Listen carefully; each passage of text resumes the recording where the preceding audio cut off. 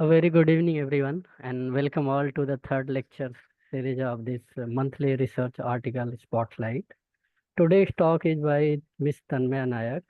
She completed her bachelor's from Utkal University, Odisha, and master's from Dr. Hari Singh Gaur Central University of Madhya Pradesh. Her area of research is nanotechnology for water treatment. Currently, she is doing the PhD in Department of Chemistry under the supervision of Professor T. Pradeep in IIT Madras. So, Tanmaya, please stick to the time for the 30 minutes presentation and 20 minutes for the discussion.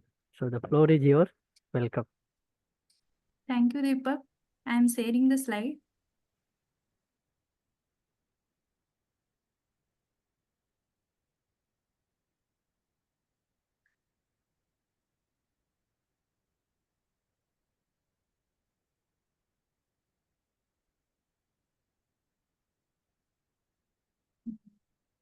Is it visible? Yes, but not in full screen mode. 1 minute.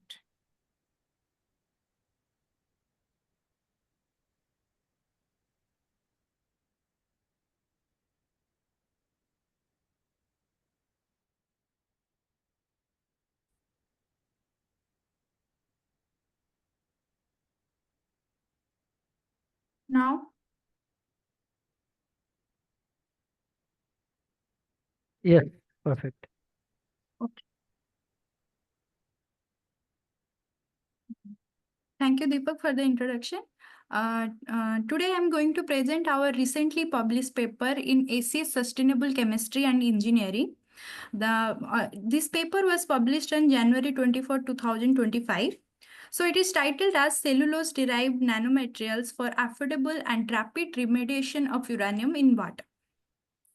If we see, there are the various type of contaminants are present in water, such as physical contaminant, chemical contaminant, and organic contaminant, and biological contaminants. So uranium comes in the category of the inorganic contaminants along with arsenic, cadmium, and mercury. So naturally occurring uranium is a composition of the three types of isotope, that is uranium-235, 238, and 234.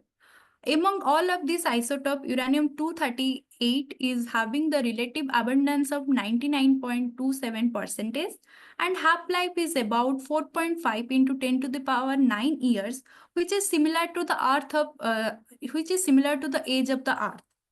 Due to its long half-life, it is showing the highly chemical toxicity rather than radioactive toxicity. So, is it really important to remove uranium from drinking water?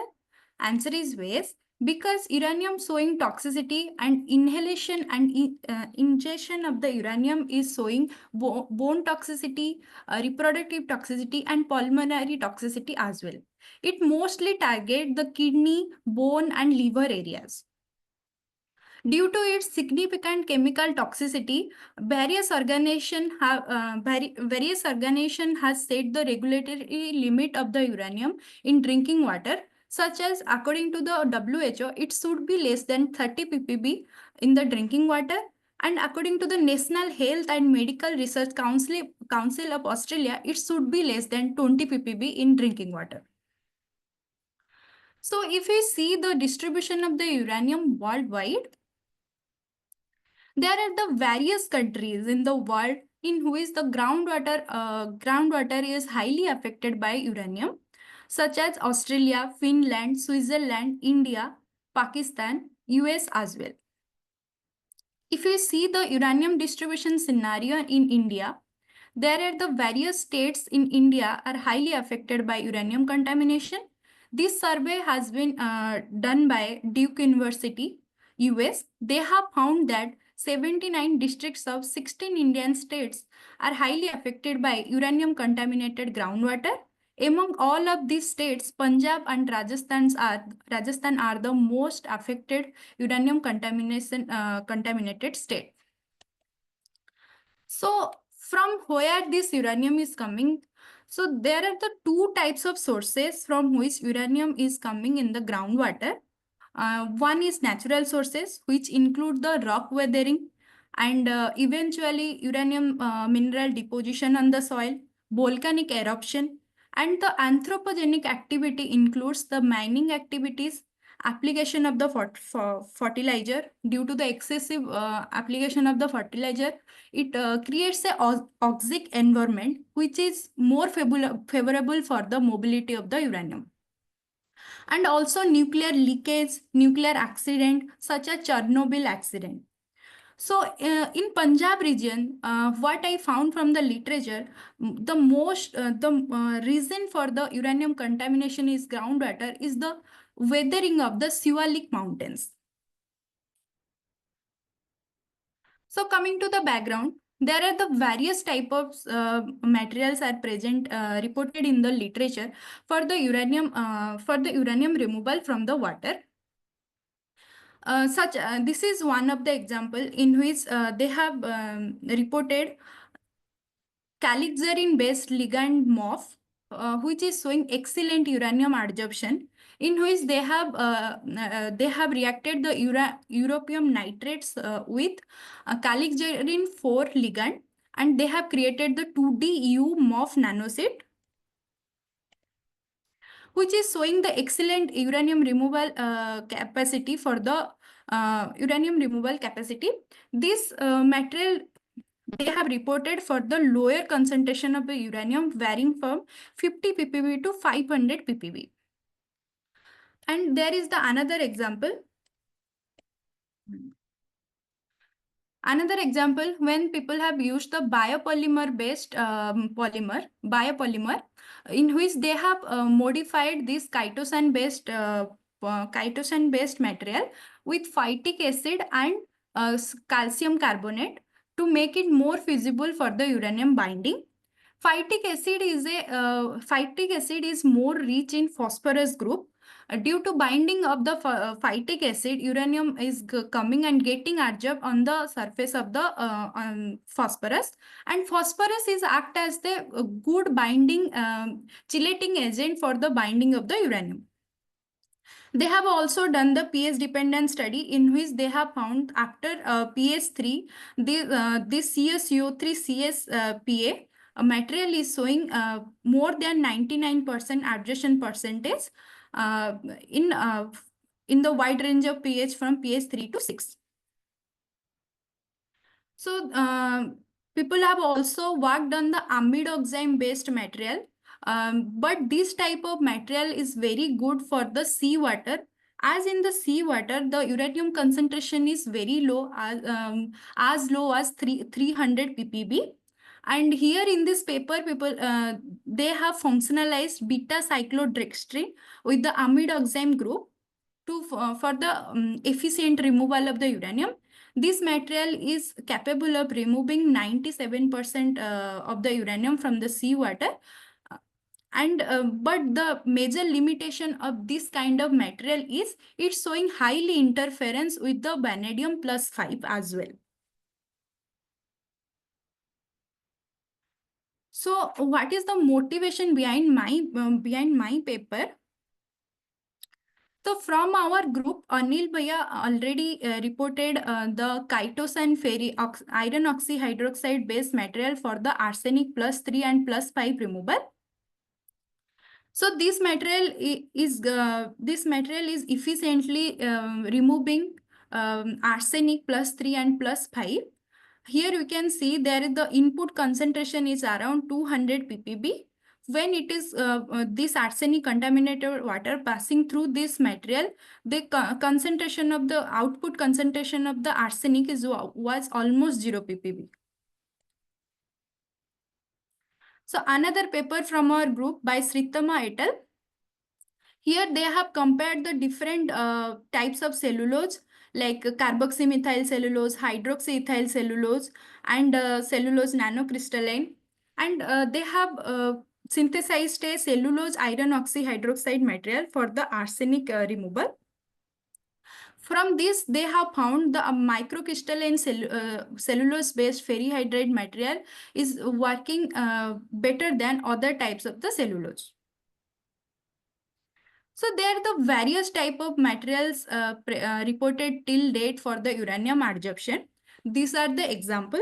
But here you can see they are considering the uranium range above 5 ppm. Like here you can see there is the M102 silica nanoparticle that is considering the uranium concentration is above 10 ppm. And also most of the papers are showing the higher concentration of they are using higher concentration of the uranium, higher concentration of uranium to show the efficiency. But in India, the groundwater is having the concentration of uranium lesser than 1 ppm. So our ultimate goal is to find out the sustainable and cost-effective material which can remove the uranium in lower concentration.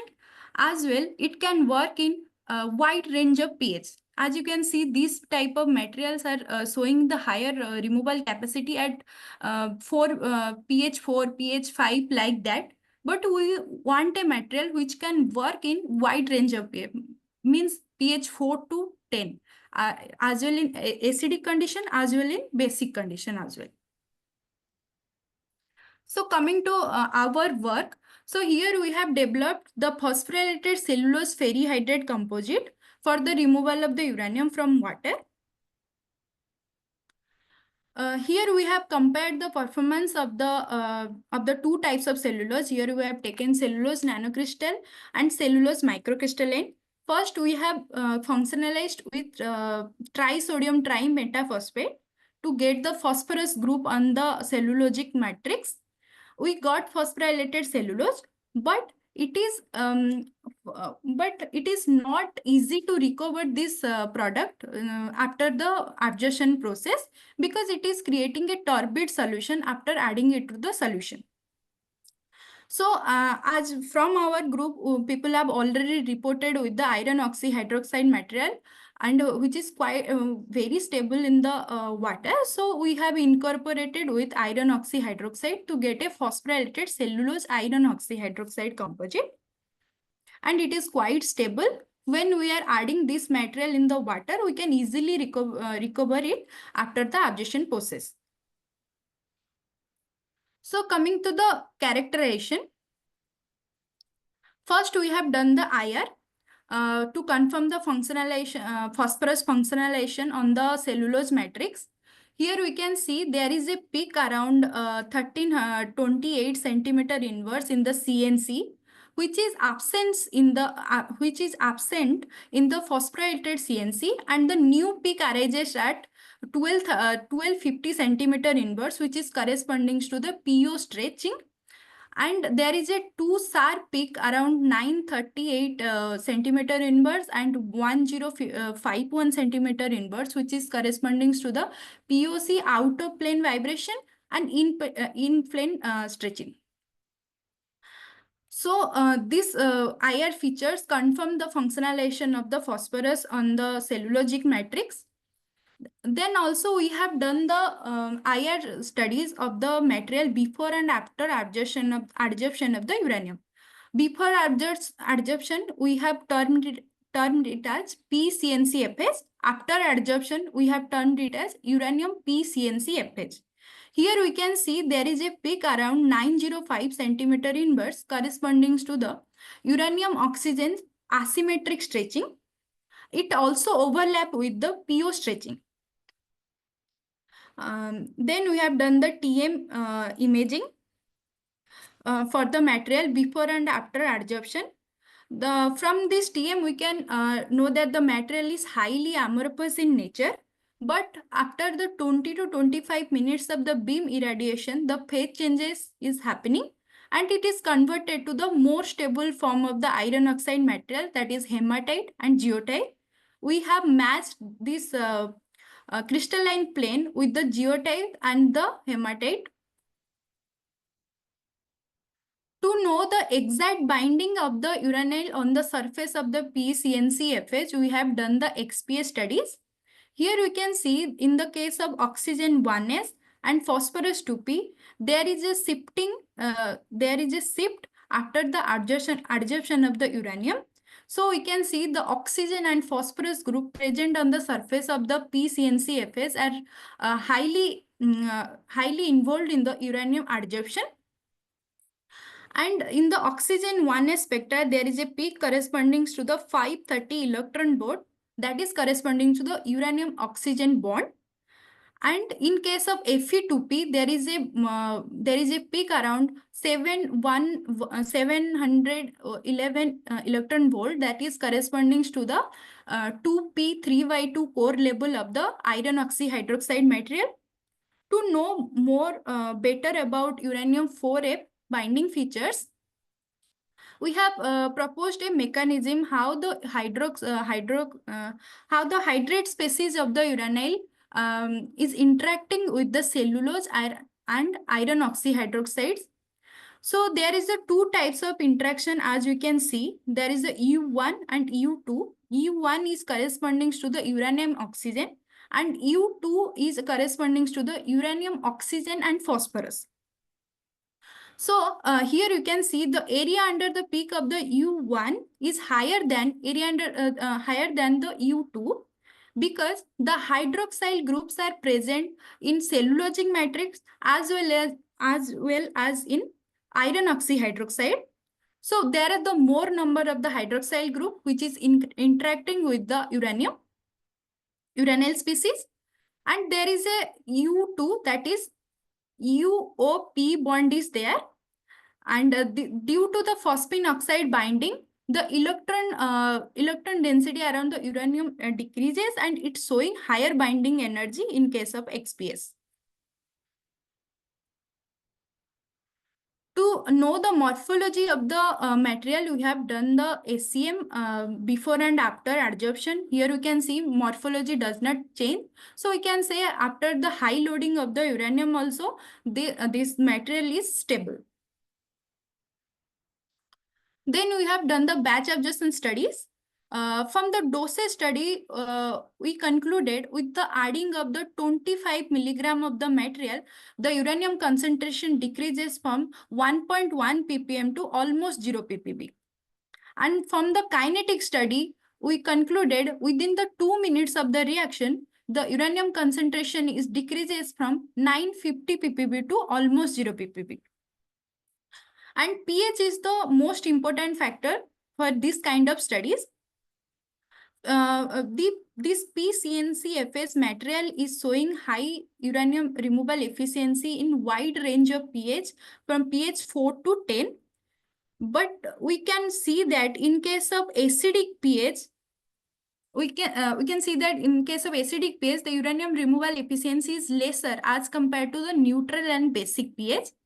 Because in the acidic condition, the Fe3 plus and O2 minus species present on the iron oxyhydroxide material, that will become FeOH, and COH on the cellulosic matrix, that will become COH2, which is electrostatistically repel the UO2 plus species, which is most dominant species in the acidic pH.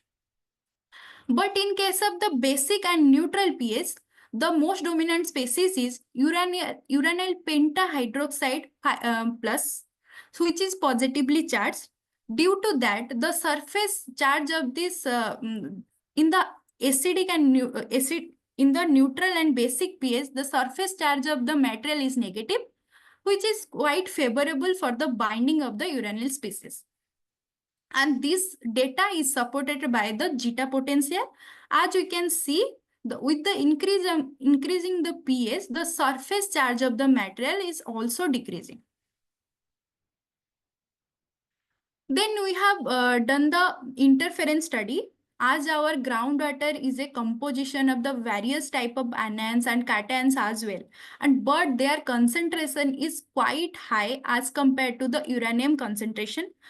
So we have taken the concentration of the cations and anions more than 10 times higher than the uranium concentration, in which we have found the uranium removal efficiency is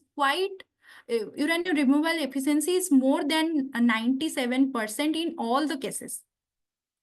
And also to know the effect of the ionic strength on the adsorption of the uranium, we have increased the ionic strength up to 0.008 mole per liter, which is the similar to the groundwater ionic strength. So here we can see the uranium removal is percentage is not decreasing with the increasing in the ionic strength. So from this we can conclude this uranium interaction on the surface of the PCNCFH follows the inner sphere surface complexation mechanism. Then also we have done the regeneration study for which we have used 0.01 molar of the molar nitric acid, in which we can see the uranium removal efficiency is still maintained above 95% after the fourth cycle.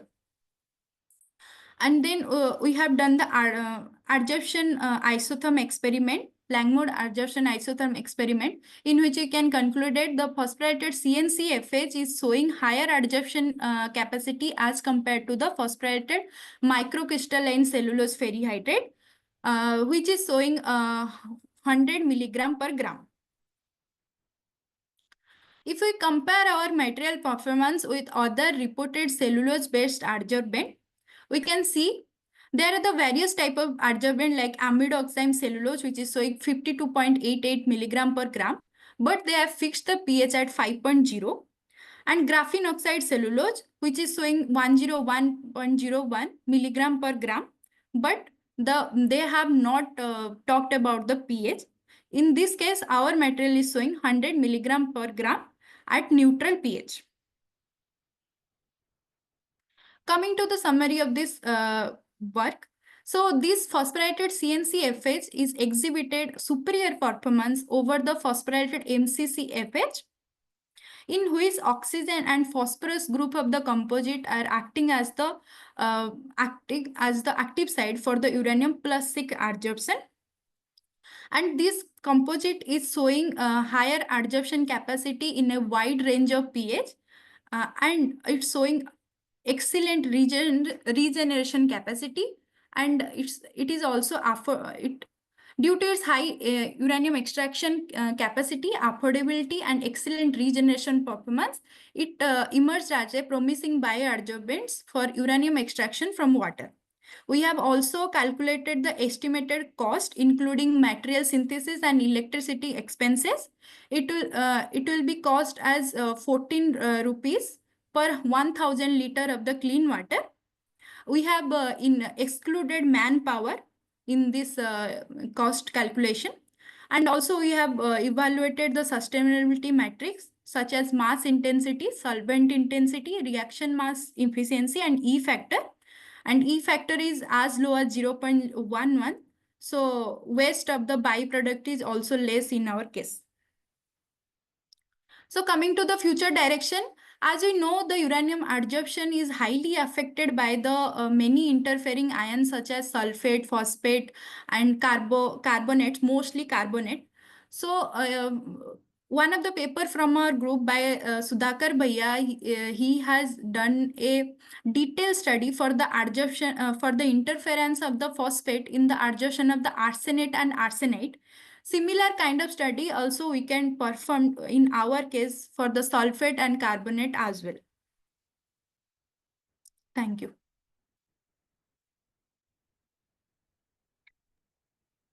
And thank you, Tanmaya, for very interesting and insightful lecture. So the now floor is open for the discussion. If you have any question, please shoot it.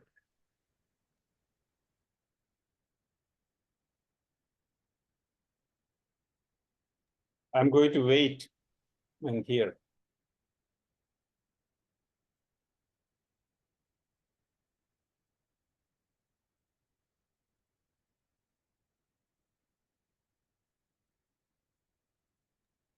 Okay, so I will start first. Then, if in the meantime people can think about the question. So Tanmaya, how many cycle you are doing before the regeneration of this material? How many cycle you are performing? Cycle means you are telling about the adsorption and desorption? Yeah. I have performed fourth cycle. Okay. So after that, you are observing any leaching of this material? No, I didn't observe that. Okay. And in the like before the, 16 or 17 slide, you have mentioned about the pH variation. Can you go to that? Because can you please wait? Actually, my slide is not visible to me. Uh, Tell me can what. you go to the slide number 16? 1 minute. Hmm. Can you please tell what is in that? Actually, my slide. Yeah, like in that plot, you are having the bar plot, the pH at 4 and 10, there is no difference. Absorption is happening the same extent. So how you are, maybe I pH didn't 3 and understand. 4. Yeah, pH 4 and pH 10, there is no difference. One is acidic, another is basic medium. No. pH 4 and 3 both are acidic, right? Yeah. So I'm asking about the pH 4, 3, 3. There is a difference in 3, but pH 4 and pH 10, there is no difference. pH 4 and 10. Can you just reshare again? Stop 1. sharing.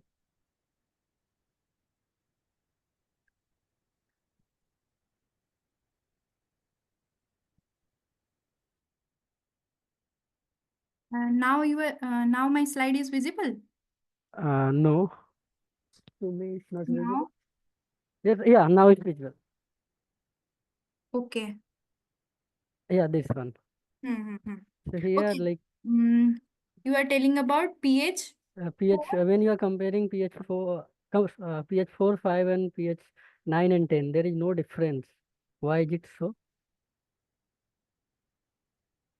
There is the difference in phosphorylated MCCFH, right?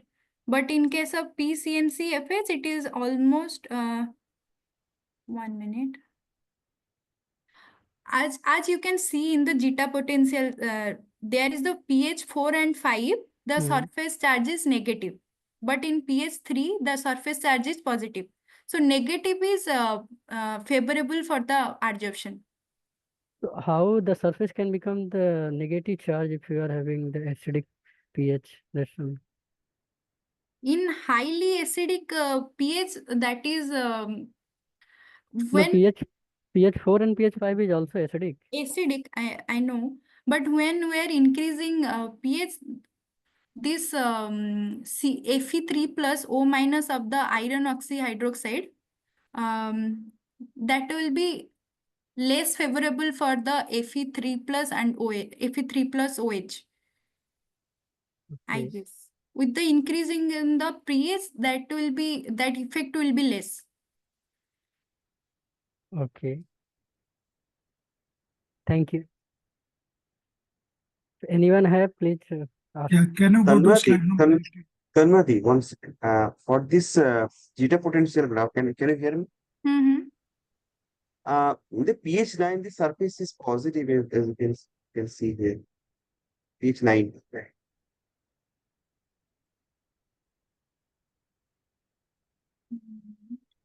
No, this one is not positive one. Actually, this one, that caption missed. For pH 9, there is the charge. For pH 9, this is the value. Okay. Are you talking about this? This point. Somehow that caption I have written here, that missed in this. Okay. Sorry. Can you go to slide number 18? 18. 1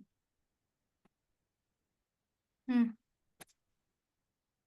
So this evaluation of sustainable matrices, what are these and how you calculate these things?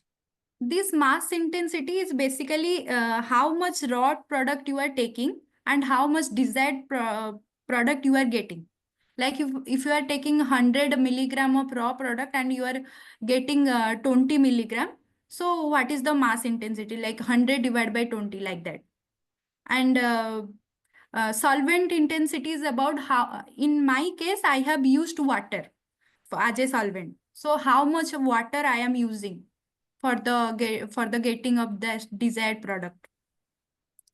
And reaction mass efficiency means as compared to the raw product, how much that final product you are getting, the efficiency. Like these sustainability metrics are just a parameter to calculate how much waste you are creating by synthesizing this product. And E factor is basically the byproducts, like how much byproducts you are getting in the synthesis. So this E factor, what is the unity or it is percentage of something? No, it is not a percentage. It is just division of product and reactant. So it got cancelled like 0.11. Like it's whenever the E factor will be less, your byproduct waste will be also less. Thank you. Tanmaya, can you just explain how you calculated cost as well? Cost. Okay, we have Other than manpower, you have considered multiple things, right? You were saying that you have considered manpower. So what are those things exactly? manpower I have not included in this. I have only included the synthesis of the material. We have checked the price in the bulk. Like in a lab scale, we are using 500 gram of cellulose, but I have checked the price of the like 10 kg, 20 kg of the cellulose in India Mart and something somewhere else. Then we added this price, and electricity means what is the charge of 1 unit in Chennai right now. And I am using stirrer, oven, this kind of things for this synthesizing material. So in that, how much electricity is required, according to that, I have calculated. So this is approximate amount, right? Yes, approximate. Because I have a question that if you are scaling up this process, so yield won't be same, or it will Yes, be yes. same. That's why in that estimated cost, I have also decreased my adsorption capacity. My lab scale, my adsorption capacity is around 100 milligram per gram. But here I have taken the 50 milligram per gram in if we are increasing in bulk. So just a random calculation. Okay. Tanmaya, Yes. this is Egor. Just a quick one. Yes. When you're calculating the sustainability metrics, like the E factor and all that, it would be better to state the ideal value. For example, if you got 0 point something of the E factor, what would the best case be in which no wastes are generated? So it would help people to understand the figure you get. These factors should be less. Like less means lesser than 1. Tanmaya is just telling to mention it in the slides itself so that that is a reference point for people to understand better. Oh, okay. I'll include.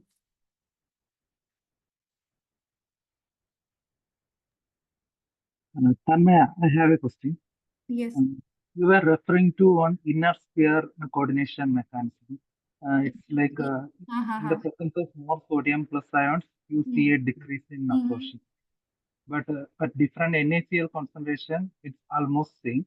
So what actually happens there? Can you please repeat once again? I am not able to hear you. Sodium plus ions, there is a decrease in your percentage of absorption. Yes. But here you are increasing the NaCl salt concentration. It's almost same. So there is no linear dependence or anything. No. And you are referring to a inner sphere coordination mechanism. Some word is like that you told. So can you little bit what it happens actually? Actually, the ionic strength of our groundwater is mostly about 500 ppm. So accordingly, I have calculated the molar of the NaCl. So I am varying from 0.001 to 0.008. And we will not get more than 0.008 in our groundwater mostly. So here I have varied according to that. And why I am saying this inner sphere mechanism, because the uranium adsorption efficiency is not decreasing. Okay, in case of inner sphere mechanism, there is a strong bonding between the phosphorus group and uranyl. But in case of outer sphere mechanism, there is a hydration sphere is there, and there is a weak electrostatic interaction. If due to the presence of the more amount of the NaCl, and suppose we consider it as outer sphere mechanism. Suppose if we are increasing NaCl, that will shield the surface charge of the material, and it will decrease the uranium efficiency. But here we observed, like, we increase of the NaCl, that is not reducing. That's why we are claiming it is the inner sphere complexation. Okay, fine. Tanmaya, you have mentioned that you are using nitric acid to remove Yes. CO2 minus. Mm-hmm. So what is the concentration you are using for nitric acid? 0.001 molar. 0.001 molar. So don't you expect that will break down the biopolymer that because that is a like it is a polymer of this hexagonal glucose-like structure, right? So that bond will be broken down after applying this kind of nitric acid. So have you noticed anything like that?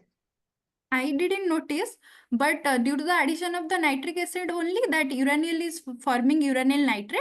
Because of that, that uranyl is leaching in the solution, and the regeneration is happening. I am creating fresh surface after each cycle. So you are you are applying the stoichiometric amount of nitric acid in the biomaterial, or you are adding excessive? Not excessive. That is a constant only, like 0.001 every time. Okay. Okay. So and like you are using FeCl3 in your biopolymer. Mm-hmm. So like have you noticed any role of iron in this biopolymer? Like because overall after addition of this CO2 minus, the overall it will be negatively charged, right? Mm. So like Fe3 plus is acting as a counter ion to make it more stabilized or something. Can you talk about it? That in XPS you can see, like, there is a some shift is there for the iron to P. Mm-hmm. From that we can tell due to the environment, like Fe is binding to the oxygen here, and that oxygen is binding to the uranium. So due to this, maybe these changes is happening, but exactly I cannot say like Fe is stabilizing this or not. Okay. And also that small pink colored peak in Fe XPS. What is that?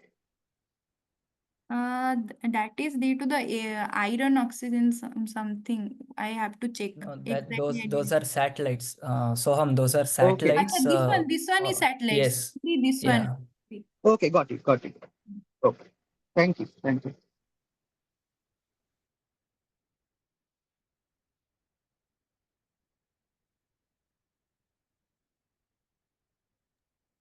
Any more questions? Tanmaya, great work, and you have an excellent material at hand. Can you throw some light on what's happening now? Like, what are your next steps? Next steps. So, 1 minute. Like you were asking about the future direction, right? A future direction in your view, and also like what are you doing with it now? I mean, next any more further work in on it, or what's happening? Yes, I have already presented in our group meeting also. Like I am working on this pH dependent study of the uranyl with the help of spectroscopy, like Raman and Iyer. As we know, there are the various kind of uranyl species are present at various type of pH. So I am exploring how it is binding to my material, which I have developed, that is PCNCFS, at various pH with the help of spectroscopy. Right now, this work is going on. Thank you. I think Tanmaya, you should do some in situ study also to understand the mechanism, how it's binding. Okay. Any more questions? Tanmaya, you have this work with uranium that has been taken in, and you're studying that with techniques, ABCD techniques, including vibrational spectroscopy. Yes. You also have vanadium, which is also doing this job, right? Vanadium is also getting picked up by this material. Now, can you study vanadium with spectroscopy? Yes, we can study, but Will you find surprises?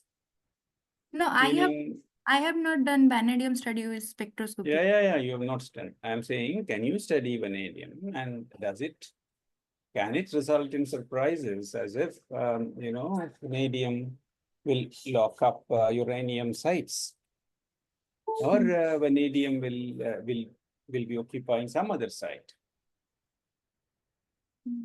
If vanadium occupies some other site, then what are its implications?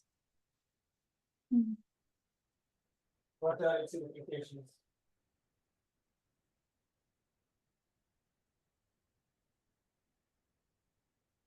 I have checked the interference of the vanadium plus 5 with uranium plus 6. That time uranium adsorption efficiency is not decreasing. It is also taking vanadium plus 5, but that performance is not decreasing in the presence of the vanadium plus 5. Yeah, so vanadium absorption does not decrease uptake, uranium uptake, meaning that vanadium is sitting somewhere else. Yes, sir. In comparison to uranium, isn't it? Yes. Then does it mean that is it possible for you to make the vanadium site also uranium site? So Yes. that you increase the capacity. Yes. How can you do that?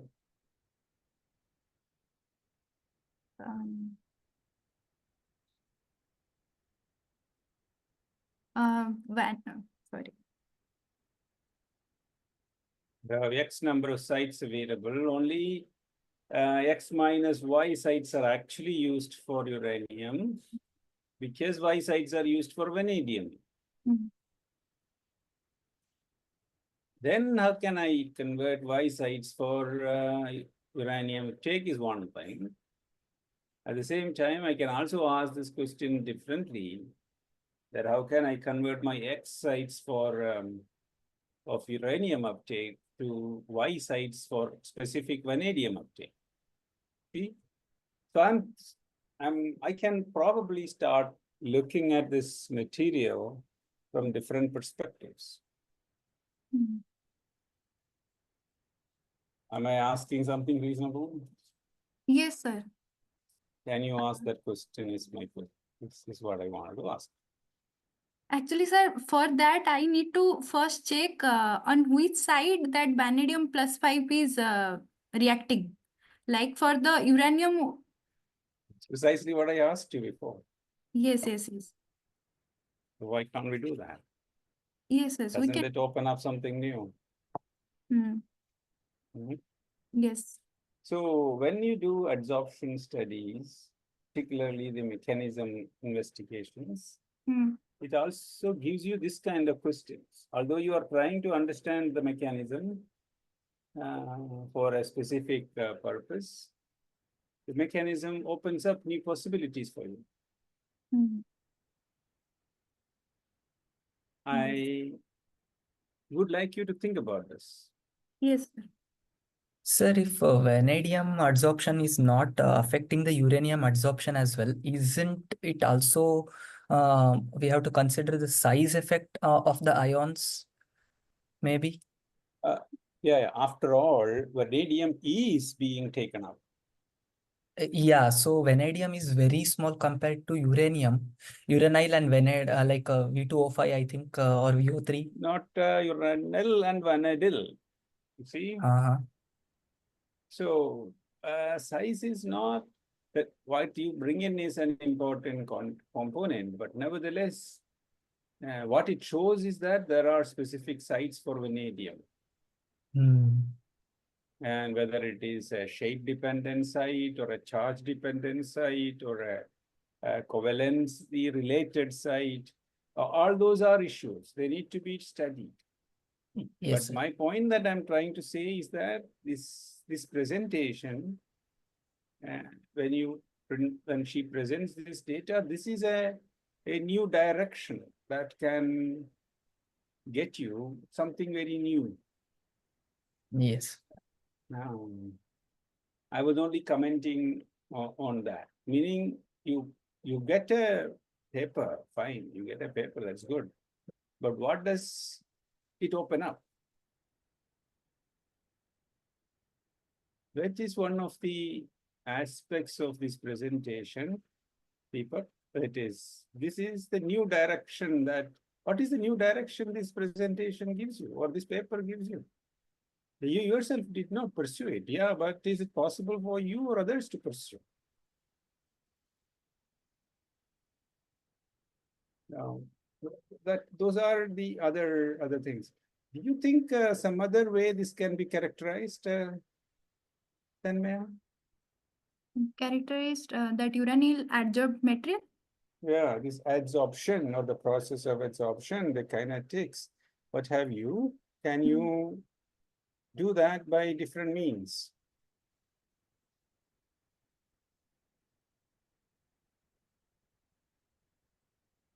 Right now, we are using that STM. In that, we measure the thickness of the uranium with time. That also we can do with time, how much thickness is increasing with time. So that we can do. And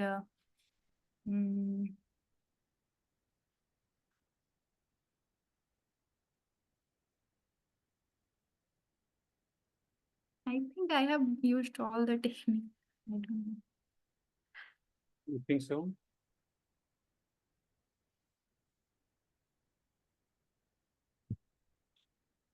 Is it possible for uranium to be looked at by NMR? NMR.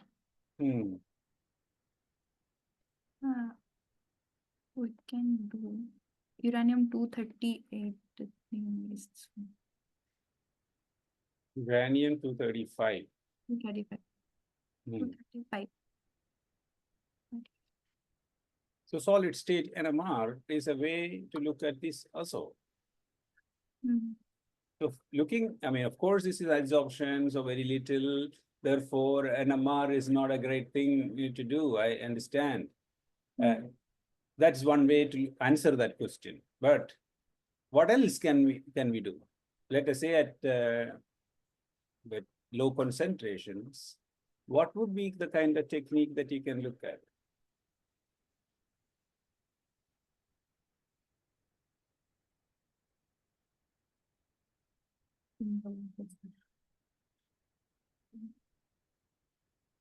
You have studied several techniques. Can EPR be used? Can NMR be used? Can infrared be used? Can MOS-bar be used? Can photoacoustic be used? See, there are so many techniques that one could look at. Does anything ring in your mind? No. This Zoom is having some problem in my laptop, I guess. Zoom is happening for you to see me. That's all right. I cannot see you, but nevertheless, you can hear my voice, isn't it? Yes, I can hear you. So my question is, can you not look at that? Yes, sir, we can look at that, but I need to check exactly. You need to check. I'm saying I'm adding some thought to you. Yes. Why not we look at something else? Of course, we can look at vanadium, as we talked about previously, quantify the vanadium sites. Can vanadium sites be converted for uranium sites? Those are good possibilities.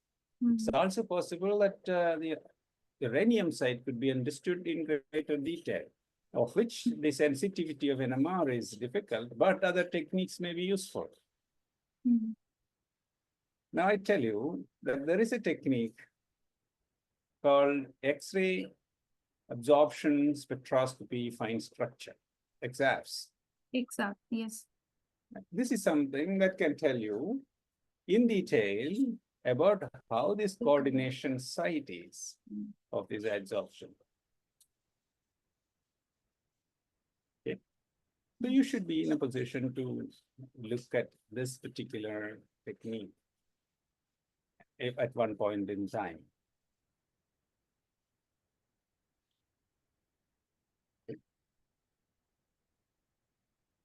uranium, no, we talked about several possibilities. Can you tell me something more that suddenly it occurred to me that uranium has many isotopes?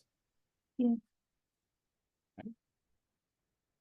And it's possible that one can selectively absorb one isotope. Okay. This is not an easy thing. Okay, if this were to be easy, people would have used it to make bombs. Adsorption is not selected for isotopes. Now comes my question, why is it not?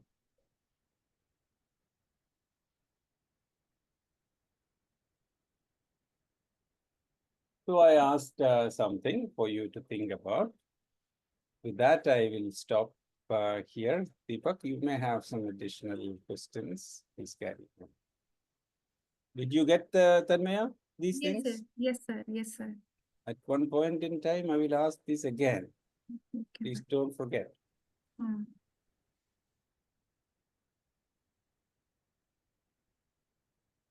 Anyone have any more questions? Not, I would like to conclude this session. So thank you so much, Tanmaya, for very interesting, and thank you so much everyone for participating in actively discussion. So next lecture will be about the nanocluster by the Vivek. I will share the link. So stay tuned. Thank you so much again for the joining. Sir, you are mute. Vivek, can you please call me after this thing? I have a few minutes here, something else to ask you. Deepak, you will be cutting all these, editing all that recorded stuff. Yes, so that Amol it will will. be Yes, the right I'll content ask will be. Yes. Okay. Thank you. I don't know whether Vivek got this. But Yeah, we may have. okay. I'll Yeah, inform him, okay. sir. He was there. Yeah. Okay, because I saw some people disappearing. That was there. Okay, thank you. Thank you all for joining. you. Thank you, Deepak, for conducting it so well. Thank you, sir. Thank you, Tanmaya, for your nice presentation. Your work to do. Thank you. Yes. Thank you.